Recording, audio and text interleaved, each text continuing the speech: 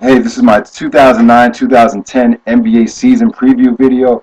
Uh, just want to talk about the season coming up and how everything's going to play out, in my opinion. I'm not really too excited about the regular season, but for the playoffs and how the finals are going to play out, I'm really excited about what's going to take place. But, 82 games is a long time, so we're going to have to sit through a lot of stuff before we get to that point. But as far as the NBA Finals go, I'm just going to say right off the bat, I expect a rematch from 2008. I think the Los Angeles Lakers are going to meet the Boston Celtics in the finals again. I think it's going to be great. I think both teams have something to prove. I think Kobe knows that he kind of got off easy playing Orlando, a team that did not have a lot of playoff experience, and I thought they were poorly coached in certain areas, in my opinion. A lot of bad decision making on their part, but I think Kobe knows he got off easy. So this time he knows that Boston's going to be more of a test for them. I think Kobe will be motivated to show that that him and the Lakers could dethrone the Celtics in the finals. And Boston's got a lot to prove as well. They got to prove that last time just wasn't a one-time thing, and that they are legitimately a championship caliber team, a consistent championship caliber team. Boston's made some adjustments. They brought in Rasheed Wallace, who I think is a good fit for them. They got Garnett. If Garnett can stay healthy, obviously that's going to help them tremendously.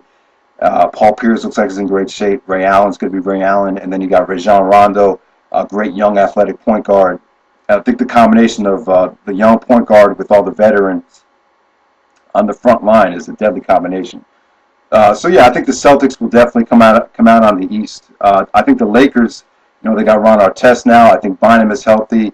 Odom looks rejuvenated, and it looks like he's having a good time out there. And Paul Gasol, once he gets healthy as well.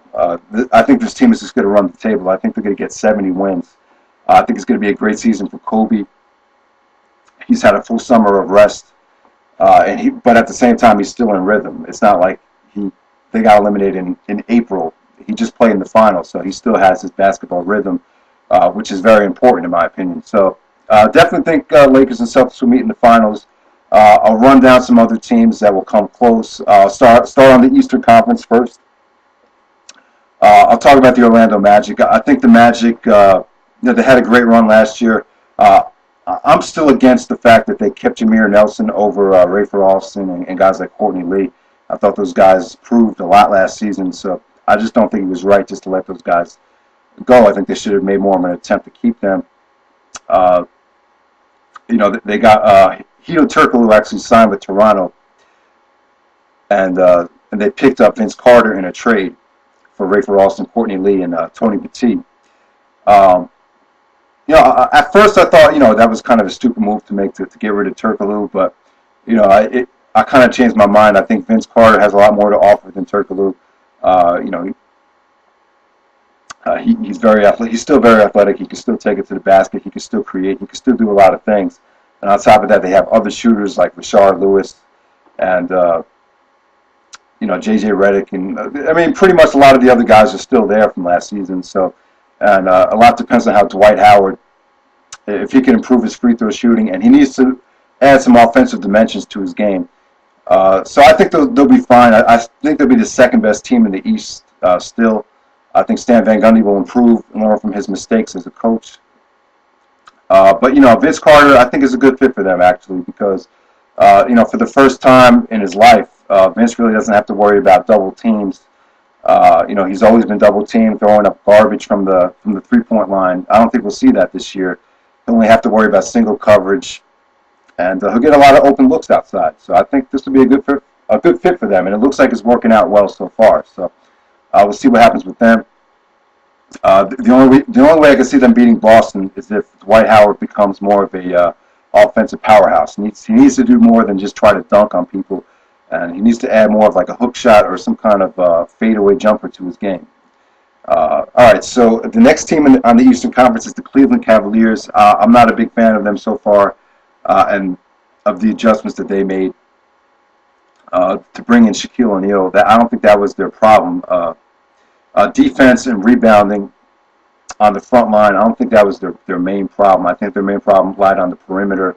Mo Williams is a great player, but You know, there comes a time where you need size out there. You need size to compete on the perimeter.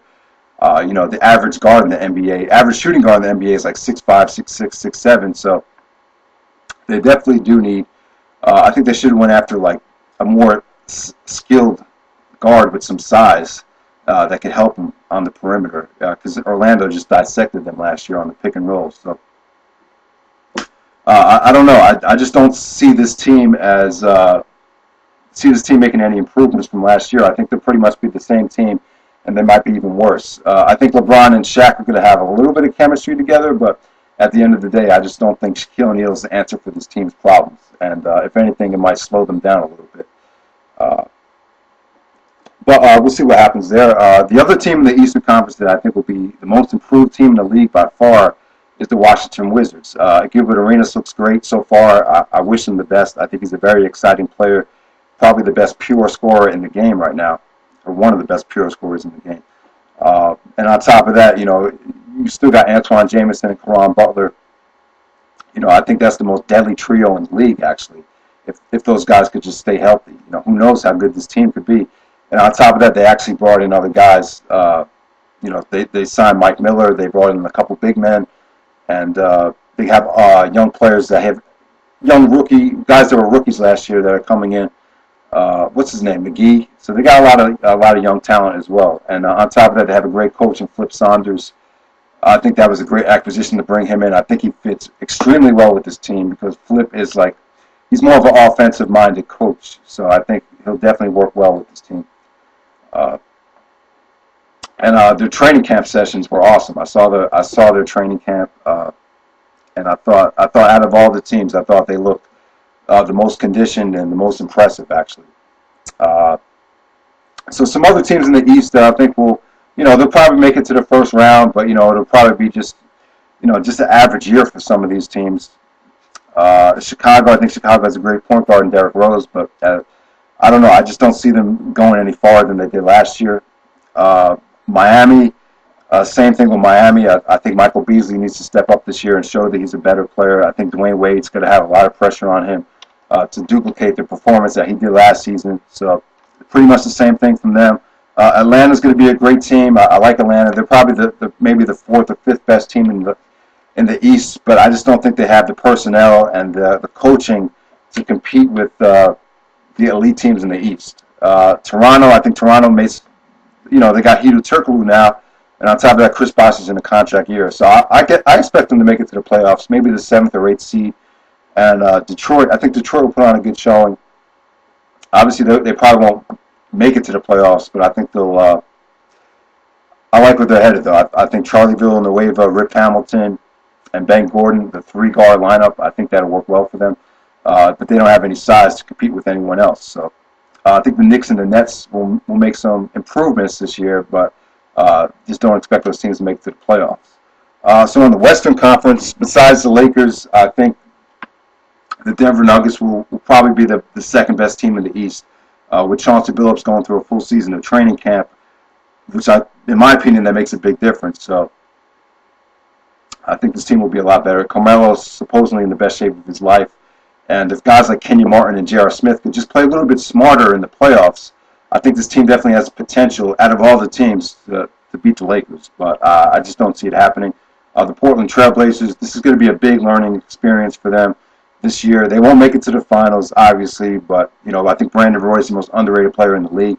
If Odom could stay healthy, this team just needs to get some experience. They need to get out of the first round because I think this down the road, this is going to be the best team in the NBA, maybe 4 or 5 years from now. So Dallas made some adjustments. Jason Kidd is still there, which, you know, I still think Jason Kidd has a lot to offer, but he has a lot more help this year. They got Jason Terry still there. Dirk's going to be Dirk.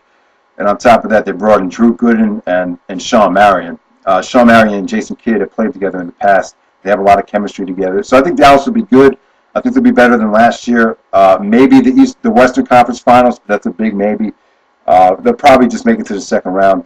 San Antonio, I think San Antonio has a lot of potential this year.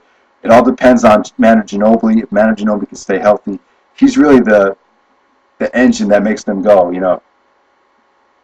Uh, Ginobili's is very talented. He's such a great offensive player. They really missed him last year. They just don't get a lot of production offensively other than Ginobili. So he needs to stay healthy. I think Duncan's just going to be Duncan. I think Richard Jefferson, that's who they brought in the offseason. Jefferson's a great player, but he's very inconsistent to me. Injury has always been plagued a lot of his problems. So he needs to stay healthy, and he needs to get his mind right. I definitely think it gives the Spurs another deadly weapon. So I think they'll be a lot better than last year. I definitely expect them to do more than just get out. I definitely expect them to at least get out of the first round. So the New Orleans Hornets, I don't see anything from them. I think Chris Paul is going to have a spectacular year, but at the same time, it's like I just don't think he has a supporting cast to compete with the other teams out west.